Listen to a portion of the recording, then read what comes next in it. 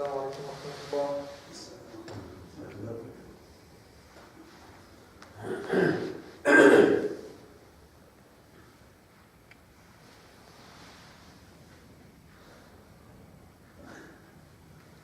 الحمد لله رب العالمين والعاقبة للمتقين ولا عدوان إلا على الظالمين وأشهد أن لا إله إلا الله وحده لا شريك له وأشهد أن محمدا عبده ورسوله صلى الله عليه وسلم. أما بعد نستكمل قراءتنا ونواصل الكلام في كتاب أصول الإيمان، وقد وصلنا إلى باب مظاهر الانحراف في توحيد الربوبية.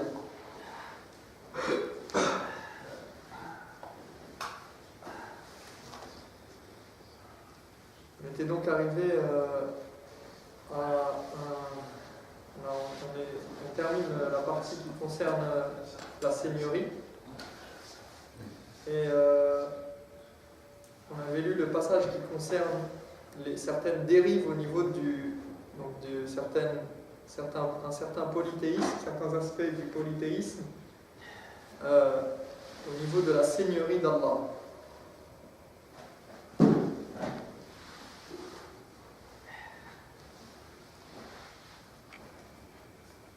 Donc on avait cité les trois exemples qui sont mentionnés dans le livre et on va rajouter quelques exemples. Donc les exemples qui sont cités, ce sont peut-être les plus évidents. Par exemple, la négation totale de la seigneurie de Dieu et le refus de croire en l'existence de Dieu. Donc ça c'est normal, si la personne elle ne croit déjà pas en l'existence de Dieu, eh bien elle a renié Ar-Rububiyya.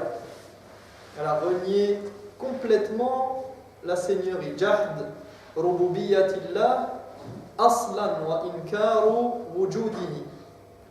هذا من مظهر من مظاهر الانحراف في توحيد الربوبية. فليس هناك توحيد إذ ليس هناك ربوبية أصلا.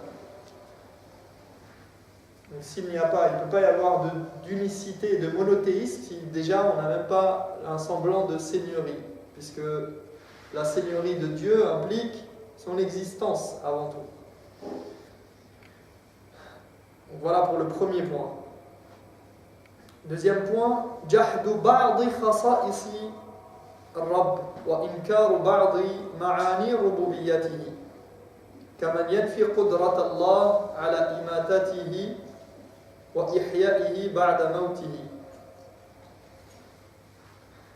Comme on a deuxièmement on est passé de le reniement total de la seigneurie d'Allah, de l'existence d'Allah, celui qui ne considère même pas l'existence de Dieu, à celui qui considère son existence, mais qui renie certaines capacités de Dieu à agir dans son univers. Donc, comme quelqu'un qui renie certaines spécificités, donc et qui rejette certaines caractéristiques de la seigneurie de Dieu, comme ceux qui refusent de croire en sa capacité, par exemple, à leur donner la mort ou leur donner la vie ou à agir en fait en ce sens-là. Ils peuvent croire que Dieu existe, éventuellement qu'il a donné la vie, mais que ce n'est pas lui qui va donner la mort, par exemple. Ou bien qu'il n'y aura pas de résurrection après la mort. Donc il y a la vie, la mort, mais il n'y a pas de résurrection. Il ne ressuscite pas les morts. Donc certaines caractéristiques qui sont reniées de la seigneurie de Dieu. Troisièmement, ثالثاً إعطاء شيء من خصائص الربوبية لغير الله سبحانه وتعالى. Troisièmement, attribuer certaines spécificités de Dieu à un autre que lui. D'accord? إعطاء شيء من الربوبية لغير الله. Donc comme quelqu'un qui croirait par exemple en l'existence de quelqu'un d'autre qui contrôle l'univers en dehors d'Allah, qui a le pouvoir d'organiser l'univers, de donner l'existence ou de faire disparaître, etc. De donner la vie, la mort, en dehors d'Allah. Donc ça c'est d'une manière un peu générale, et nous on va rentrer juste un petit peu plus dans le détail, donc on va retrouver un peu de ces idées-là, mais un peu plus détaillées. وسنقف هنا وقفة مع كلام الشيخ أبو بكر الجزائري من كتابه الممتع عقيدة المؤمن. Donc ici on va lire un passage d'un livre de Cheikh Abu Bakr al-Jazairi qui a écrit un livre qui s'intitule La croyance du musulman. Aqidat al-Mu'min. Et c'est un livre très intéressant à ce sujet-là justement, qui montre comment il faut discuter avec quelqu'un qui n'est pas convaincu par la seigneurie d'Allah, ni par les piliers de la foi. Et il évoque les différents types de preuves qui indiquent la seigneurie d'Allah, comme la raison, la saine nature, les preuves des textes, etc., comme on l'a fait un petit peu, on l'avait déjà détaillé dans certains cours précédents. Donc on a parlé des preuves de l'existence d'Allah et des preuves de la seigneurie d'Allah par la raison, par la saine nature, etc. Et donc c'est un livre intéressant dans ce sujet-là en particulier.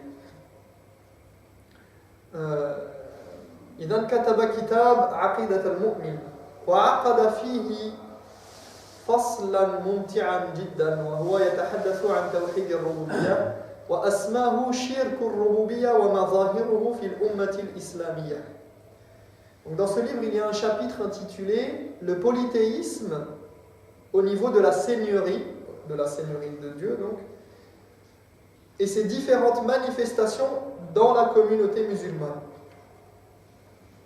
Donc ça signifie quoi? Ça signifie que le polythéisme existe dans la communauté musulmane. Quand bien même il y aurait des musulmans qui disent « La ilaha illallah », qui proclament l'unicité de Dieu haut et fort en disant la ilaha illallah quotidiennement, au point que même c'est devenu une parole qui est rentrée dans le langage presque, qui parfois n'a plus son sens, ou qui est dite juste pour s'exclamer, ou par exemple quelqu'un qui est énervé qui va dire la ilaha illallah, ou bien d'accord, il y a tout le monde dans les pays arabes et même chez les musulmans en général, utilisent la ilaha illallah, cette déclaration et attestation de foi, au quotidien. Quand bien même il serait totalement opposé même à certains principes de l'islam ou à l'islam. C'est dit de manière machinale. Et entre parenthèses, le propos ici, c'est pas de sortir les gens de l'islam. D'accord, c'est simplement de faire attention à ce en quoi on croit, nous, et d'essayer de connaître les choses qui contredisent l'islam pour ne pas tomber dedans et pour s'en prémunir et pour transmettre aux autres aussi, à des gens qui pourraient peut-être faire ces actes-là. Et ça, j'en reparlerai, mais c'est vrai que ça, c'est un sujet important, parce que souvent, on parle on enseigne ces sujets-là qui sont un peu sensibles, qui sont pas forcément évidents pour tout le monde d'ailleurs, et parce qu'il y a beaucoup d'ignorance dans la communauté malheureusement. Et pourtant c'est des choses évidentes parfois quand on les dit, ça peut paraître évident, mais vous allez voir que beaucoup de musulmans tombent dans ce piège-là et sont amenés à glisser petit à petit dans leur foi et dans leur croyance. C'est pour ça que ces cours de croyance, ils sont très importants. Et notre croyance, elle doit être entretenue, apprise, intellectualisée. On doit la développer, on doit avoir des bases solides dans la croyance pour justement éviter de tomber dans certains pièges. Mais dans le même temps, il faut bien différencier quand on parle de monothéisme et de polythéisme. Nous, on ne parle pas des gens, on ne parle pas des personnes, on parle d'un sujet, on parle d'actes, d'actions faites par les hommes. Mais on ne vise pas l'homme en lui-même. C'est-à-dire que, bien sûr, après, les actes définissent les hommes, n'est-ce pas? Quand on fait des actes, ça veut dire quelque chose. Mais nous, on n'est pas là pour juger les gens, on n'est pas là pour jeter l'anathème et pour exclure les gens de l'islam, non. On est là pour comprendre et faire attention pour nous-mêmes et propager ce savoir. Il y a une différence entre juger l'acte et juger la personne. On n'a pas le droit de juger la personne tant qu'on n'a pas réuni énormément de conditions. Et parmi les premières, c'est être nous-mêmes. Pour être juge dans n'importe quelle situation, il faut avoir des connaissances. Il faut déjà savoir de quoi on parle. Et ensuite, étudier tel cas précis pour pouvoir le juger. D'accord? C'est très important quand on va parler de polythéisme et qu'on va parler des actes qui font partie et que certains même peuvent faire et qu'on peut voir dans la communauté musulmane répandue d'ailleurs. Eh bien, on peut dire que ça, c'est un acte de polythéisme, c'est du polythéisme, mais ça ne veut pas dire que la personne est un polythéiste et est sortie de l'islam. Donc faites très attention à ça parce que ça crée beaucoup de problèmes et de dégâts. Genre, j'y reviendrai, Inch'Allah, mais je pense que ça, aujourd'hui, c'est un point très important à retenir dans la situation actuelle. طيب إذن سيكون هناك إضافات على ما قلنا على الثلاث نقط الموجودة في هذا الكتاب. Donc, et sur cette base, on va lire rapidement certains passages donc, qui vont nous permettre de rajouter quelques idées aux 3 points mentionnés ici dans Usul al-Iman.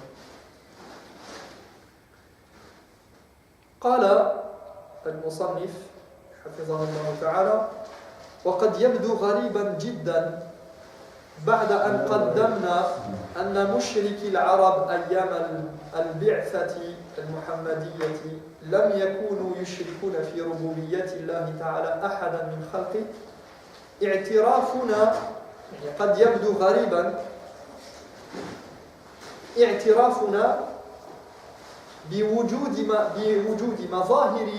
مظاهر لشرك الربوبية في الأمة الإسلامية اليوم مع أننا قلنا أن العرب أيام البعثة لم يكونوا يشركون في الربوبية وهذا الكلام فيه نظر كما قلنا يعني فيه إطلاق ويحتاج إلى تدقيق يعني ربما العبارة توهم بعض الأشياء التي لم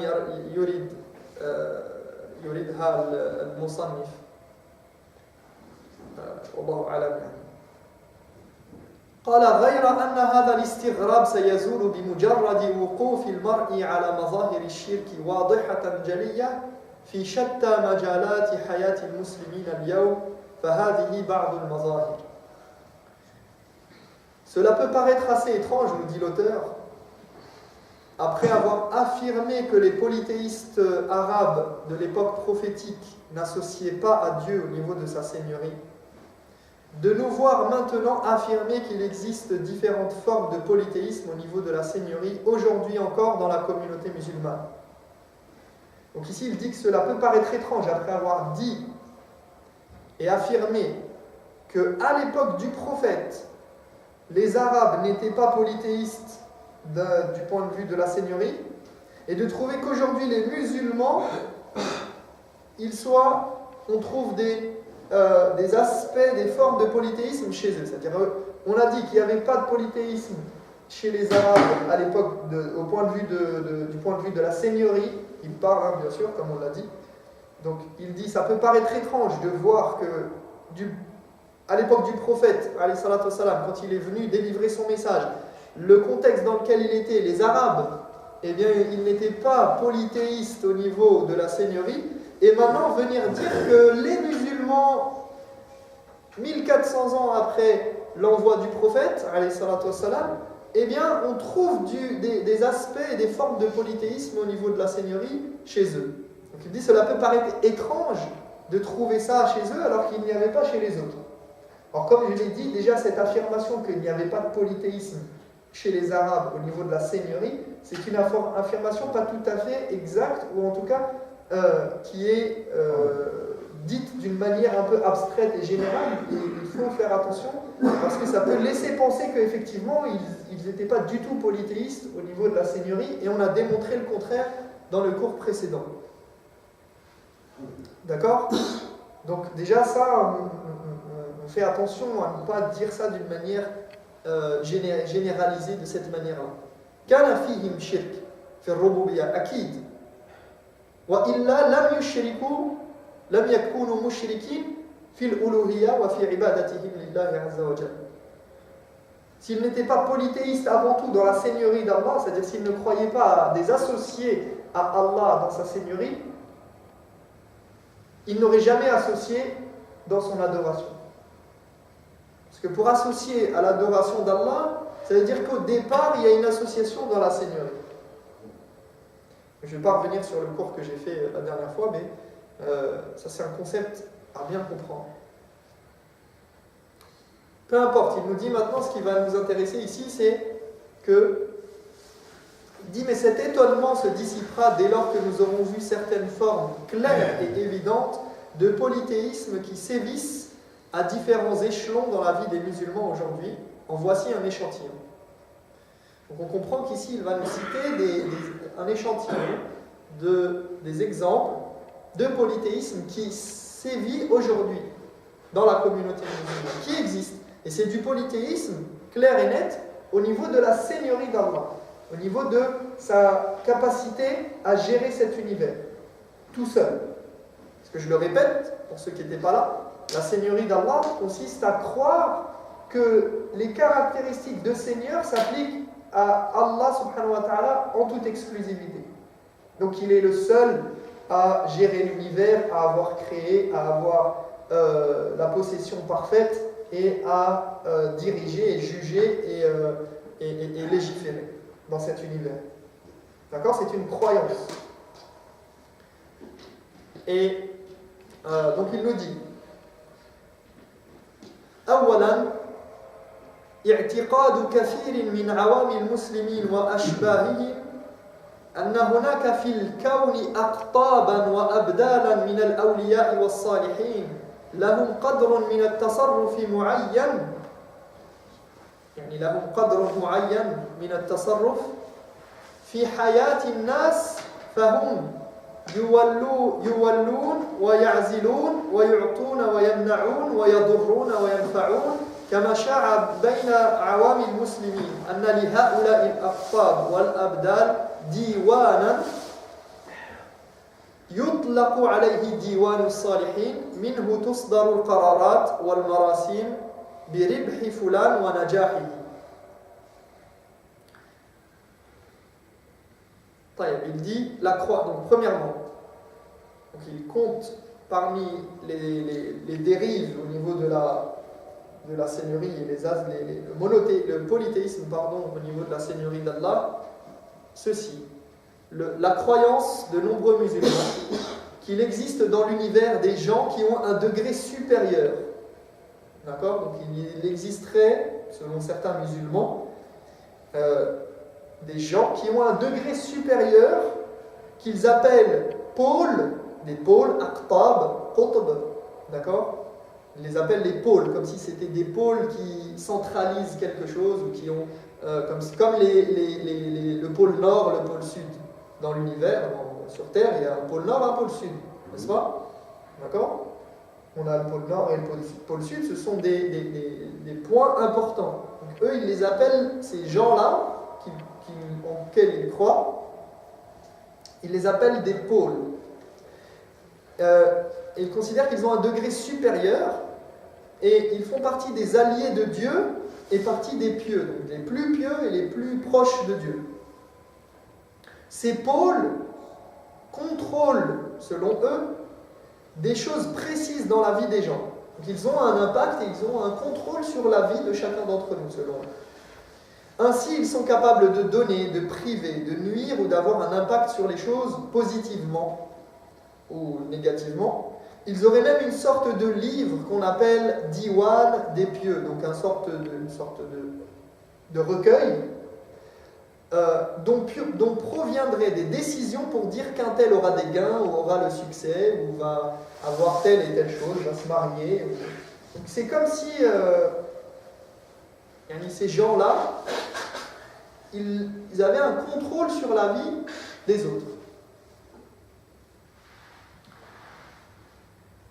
Donc en quoi cette croyance s'oppose au monothéisme dans la seigneurie? لكيف هذا الكلام يناقض توحيد الربوبية في ماذا؟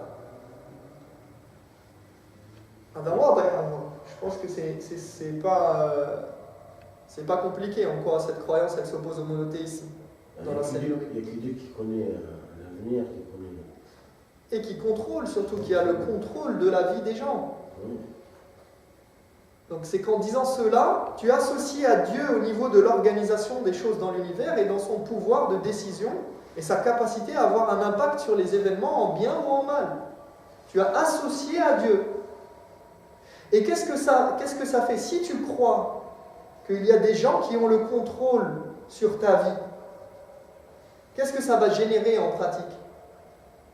Quand tu vas avoir besoin de réussir tes études, par exemple, et que si tu crois que, je sais pas, ici, à Paris, ou ailleurs, ou je sais pas, peu importe la localisation géographique, parce que il me semble qu'ils croient qu'ils sont quelque part dans l'espace-temps, on va dire, mais pas physiquement à un endroit bien précis. Peu importe, mais si on croit qu'il y a quelqu'un qui a le contrôle sur notre vie, qui peut nous donner, nous priver, nous donner des enfants, nous accorder la réussite, et que on va s'orienter vers lui pour l'invoquer. D'accord? Donc c'est vraiment prendre les caractéristiques de Dieu qui sont les plus essentielles et les ramener à quelqu'un d'autre. Et ça existe aujourd'hui dans la communauté musulmane. C'est même considéré parfois comme de la spiritualité haute, élevée, etc. Oui, c'est vrai. Ça existe. Donc voilà, premièrement, un des aspects qu'il a cité. ثانيا اعتقاد كثير من المنتسبين للعلم حتى بعض المنتسبين للعلم أن لأرواح الأولياء والصالحين تصرفا بعد موتهم وشاع هذا الاعتقاد الكاذب الباطل. Deuxièmement, c'est dans la continuité de ce qu'on vient de dire, il dit la croyance de beaucoup de gens, même soi-disant savants, d'accord, que les âmes des saints et des pieux ont un pouvoir après leur mort. Donc là, maintenant, ce n'est pas forcément des pôles bien définis, mais c'est les saints et les pieux, lorsqu'ils meurent, et cette croyance, elle existe même chez certaines personnes qui ont, on va dire, une certaine assise et une certaine connaissance malgré tout de l'islam. Donc après la mort, elles ont un pouvoir. Et cette croyance erronée et mensongère s'est malheureusement répandue dans certaines sphères. Donc beaucoup de gens croient que les pieux et les saints, lorsqu'ils meurent, ont une sorte de pouvoir. فبالتالي بدأت الناس تقصد القبور اعتقادا منهم أن هذا المقبور الميت روحه لها تصرف. Et c'est à cause de cela que nombre d'entre eux se dirigent vers les tombeaux en croyant que celui qui est enterré a des pouvoirs. Et certains vont visiter le tombeau, par exemple, en Égypte, à Tanta, de Sayyid Badawi, par exemple. Sayyid Badawi, vous entendez ça? Parfois, il y a un pèlerinage qui se fait à Tanta, avec des millions de personnes. Donc en Égypte. Ça existe ailleurs qu'en Égypte. Et ils viennent lui parler comme s'il contrôlait l'univers. Sans même savoir déjà si cette personne c'est une personne pieuse à la base. C'est-à-dire déjà sur certains qui sont des saints, soi-disant, des Sayyid Fulan, ou Sidi Fulan, des fois c'est même pas des pieux à la base. Parfois c'est des pieux. أو يعني عندهم نوع من أو شيء من salah ou بعض الأعمال الصالحة يعني. Parfois c'est des gens pieux, mais parfois c'est même pas des gens pieux à la base qui ont été enterrés et qu'on a sanctifiés et qu'on va voir et qu'on va visiter. Et donc les gens vont visiter le tombeau. Et par exemple, on peut trouver à côté de ce tombeau-là une femme qui a perdu un proche, d'accord, donc qui est dans le malheur, qui vit une difficulté, et qui lui dit: oh cher maître, pourquoi s'est-il produit telle et telle chose? Pourquoi est-ce que j'ai perdu mon mari? Qui pleure et qui est dans tous ses états. Et elle lui dit: ne reprends plus personne après lui. Yani comme si c'était lui qui avait le contrôle de la vie et de la mort.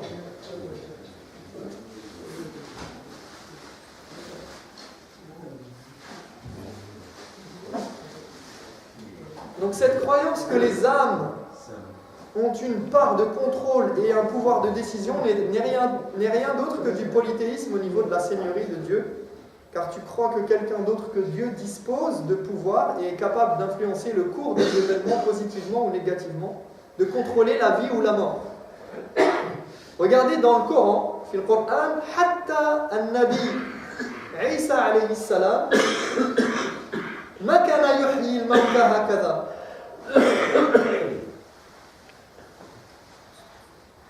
ماذا قال الله عز وجل في القرآن عن سيدنا عيسى عليه السلام؟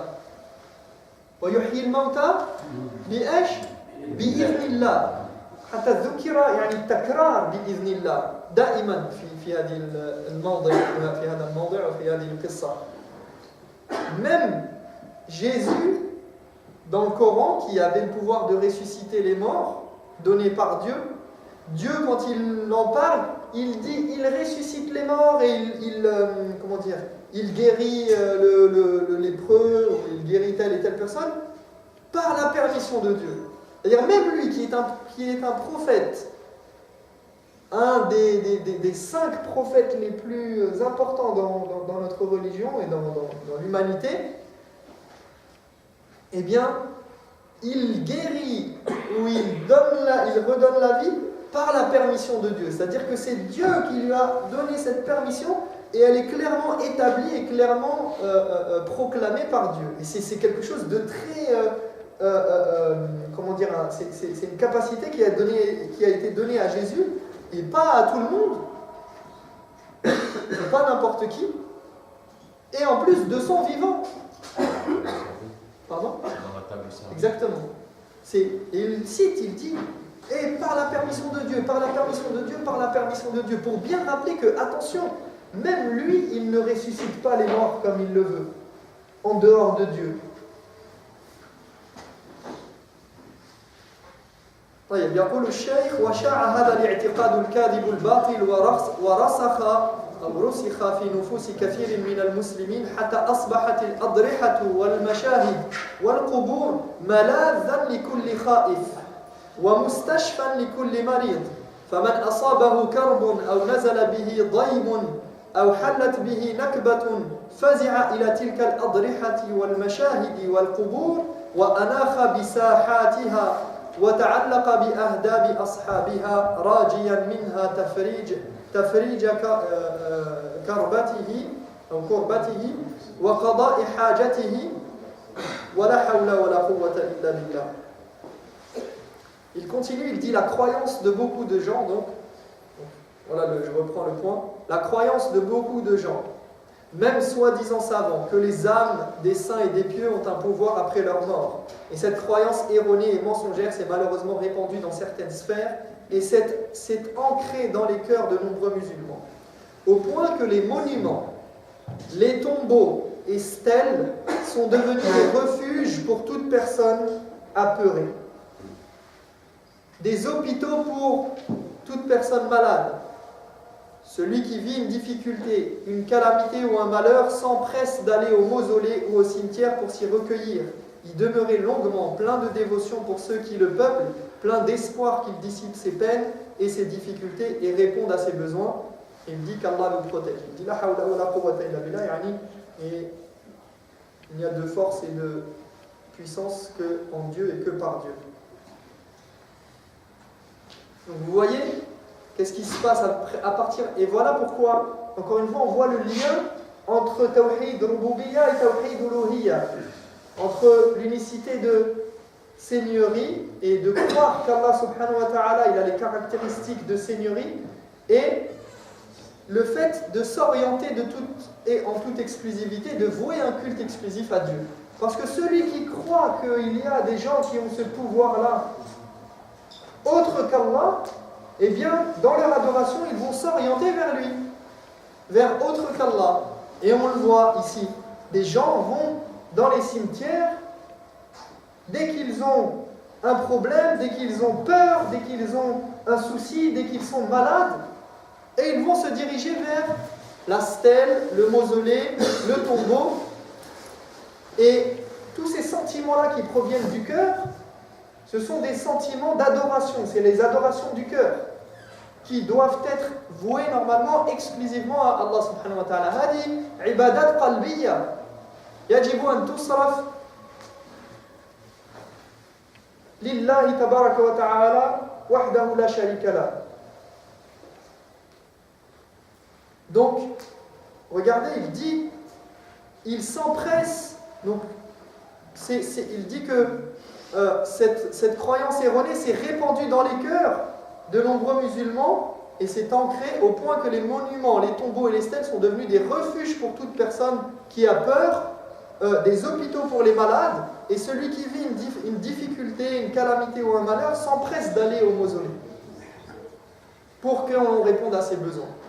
Alors que justement l'islam est venu nous enseigner qu'on a un lien direct avec Allah, qu'on n'a pas besoin d'aller voir quelqu'un, d'aller voir le cheikh, d'aller voir le tombeau, d'aller se déplacer quelque part. Même la Mecque, on y va pour le pèlerinage et on sait que c'est un lieu parce que c'est un sacrifice qu'on fait, et, c'est un lieu privilégié. Mais Allah, il n'a pas dit qu'il faut aller là-bas pour que tes adorations ou que tes invocations soient acceptées. وَجُعِلَتْ لِيَا الْأَرْض مَسْجِدًا. Le prophète, parmi ses caractéristiques précises par rapport à d'autres prophètes, ses spécificités, c'est que toute la terre, elle a été faite un lieu de prière. Donc, où que tu sois, tu t'orientes vers Allah subhanahu wa ta'ala et tu invoques et Allah te répondra bi'idhnillahi ta'ala. ثالثا وهذا خطير كذلك الرهبة من الجن والخوف منهم والاستغاثة بهم وتقديم القرابين لهم كالتي تذبح عند حافات الآبار عند حفرها وعلى أعتاب المنازل عند إتمام بنائها وإرادة السكن أو السكن بها وكالتي تذبح عند انتشار الأوبئة والأمراض المعدية. Troisièmement, et c'est encore quelque chose de répandu dans la communauté musulmane, la peur et la crainte des djinns, la recherche de leur aide et de leur secours, le sacrifice d'un animal en leur nom au niveau des puits que l'on creuse, sur le seuil d'une maison fraîchement construite et en guise de pendaison de crémaillère, ou les sacrifices faits pour repousser les épidémies et les maladies contagieuses. حسنا الاستغاثة والذبح ما اسم هذا الشرك؟ الاستغاثة والذبح هذا الشرك في الألوهية أصلا. طيب لماذا ذكره هنا في شرك الربوبية؟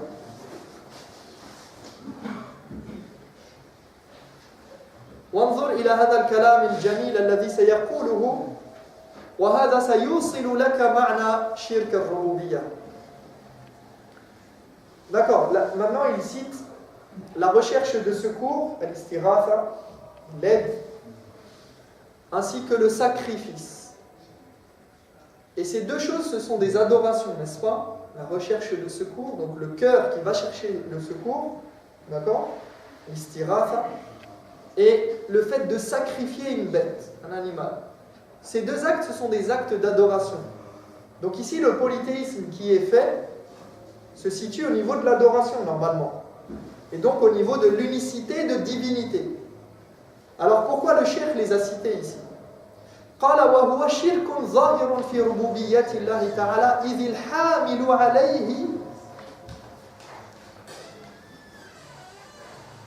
الحامل عليه اعتقاد هذا هو الشرك في الربوبية شرك في الاعتقاد أن الجن لهم تصرفات خارجة عن إرادة الله تعالى وتدبيره. De toute évidence, nous dit-il, il s'agit d'une forme de polythéisme au niveau de la seigneurie, puisque ce qui les pousse à le faire n'est autre que leur croyance. Et c'est là qu'intervient le polythéisme au niveau de leur croyance. C'est au niveau de leur croyance. Donc rappelez-vous, la seigneurie d'Allah, c'est une croyance. C'est au niveau de la croyance que ça se situe. Comment je me suis monothéiste au niveau de la seigneurie, c'est par ma croyance en Allah subhanahu wa ta'ala. C'est par les actes, mais encore une fois, les deux sont liés. Encore une fois, je le répète, le monothéisme, c'est un tout. C'est deux faces d'une même pièce. D'un côté, j'ai le monothéisme concernant ma croyance, de l'autre, j'ai le monothéisme concernant mes actes. فيكون التوحيد في الاعتقاد وفي العمل.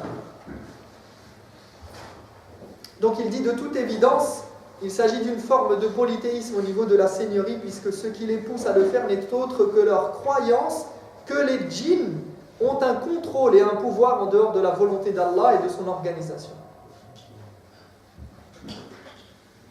Et tout part de cela, de cette croyance que quelqu'un d'autre qu'Allah a un contrôle et un pouvoir dans l'univers de manière indépendante.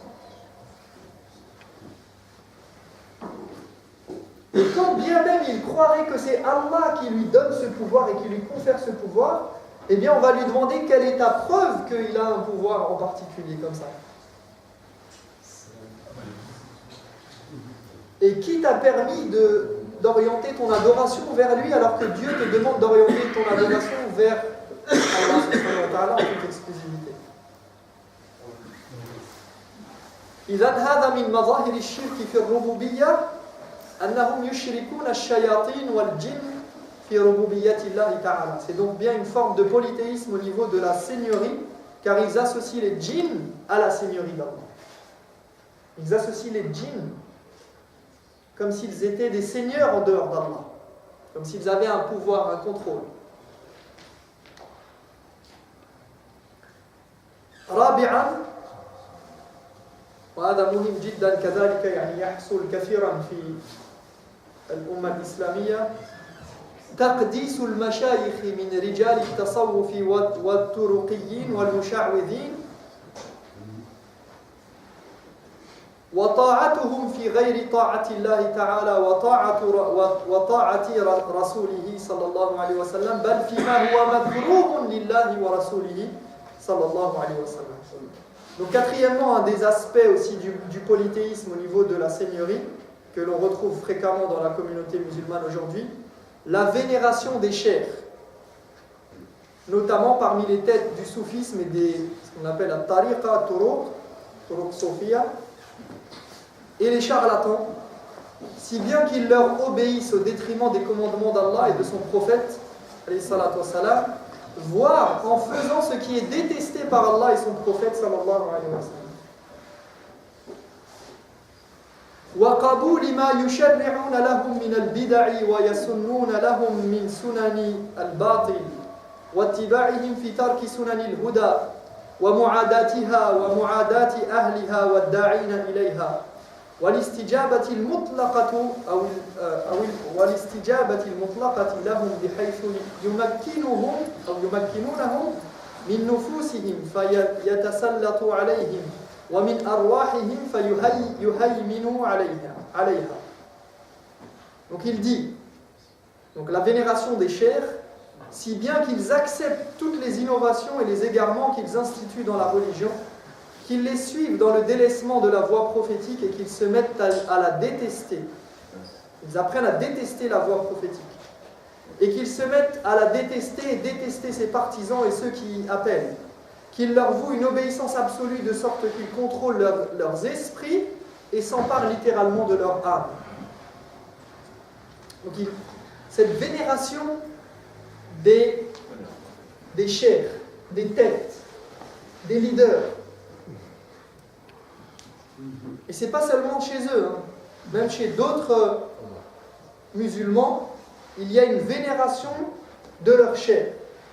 Si tu ne suis pas son chair, l'avis de son chair, la fatwa de son chair, si tu oses remettre en doute ce qu'a dit le chair, tu es dans l'égarement. Tu n'es pas comme nous. Tu n'es pas sur la bonne voie. Si tu remets en doute ses avis, tu sors de la voie prophétique. Ça, c'est un défaut dans la croyance.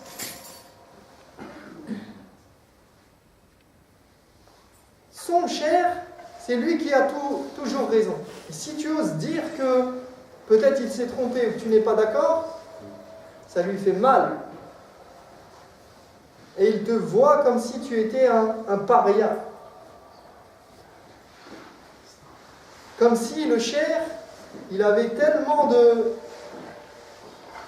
auprès de lui, il le vénère tellement ses paroles qu'il ne peut pas le contredire et il n'aime pas qu'on le contredise. C'est lui ou rien d'autre. Ça c'est un gros problème dans la croyance, dans la aqida. C'est quelqu'un dont le tawhid n'est pas bon. فاعتقدوا إذن الشرك سيأتي هنا بالضبط فاعتقدوا فيهم أنهم يعلمون سرهم وهذا هؤلاء يذهبون أبعد من ذلك يقولون يعلمون سرهم ونجواهم وأنهم يكاشفونهم في كل أحوالهم. ما معنى يكاشفونهم؟ يعني مطلعين عليهم في كل أحوالهم. Donc eux, ils vont encore plus loin, ils croient, et c'est là que le polythéisme s'opère au départ, qu'ils connaissent tous leurs secrets et qu'ils savent tous les concernant.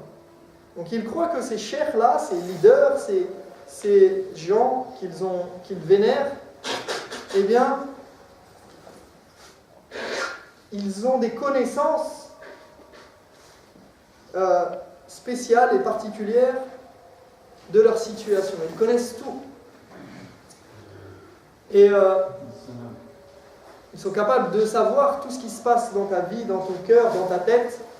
Et c'est pourquoi ils te disent, par exemple, que le mouride, l'initié, devant son maître, est tel un corps mort que celui qui fait le lavage mortuaire lave. L'initié, il est devant son cher comme quelqu'un qui est mort et qui est lavé par son cher.